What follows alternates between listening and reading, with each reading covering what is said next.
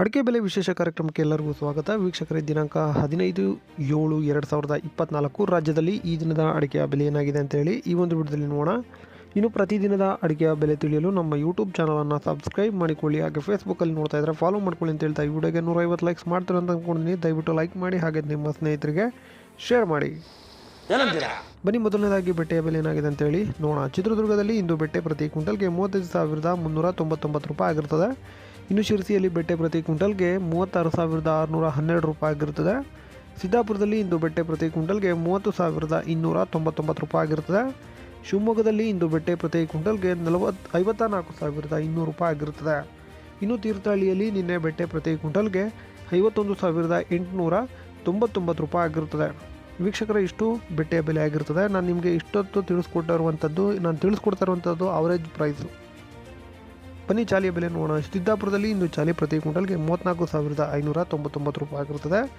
ಶಿರಸಿಯಲ್ಲಿ ಚಾಲಿ ಪ್ರತಿ ಕ್ವಿಂಟಲ್ಗೆ 35,225 ರೂಪಾಯಿ ಆಗಿರ್ತದೆ.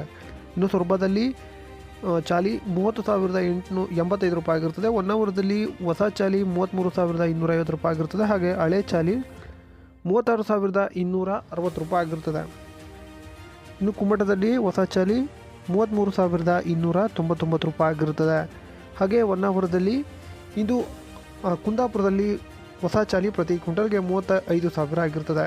ಶಿವಮೊಗ್ಗದಲ್ಲಿ ಸರಕು ಪ್ರತಿ ಕ್ವಿಂಟಲ್ಗೆ 64,199 ರೂಪಾಯಿ ಆಗಿರ್ತದೆ. ಹಾಗೆ ಗುರುಬಲು 32,899 ರೂಪಾಯಿ ಆಗಿರ್ತದೆ. ಈಗ ರಾಶಿಯ ಬೆಲೆ ನೋಡೋಣ.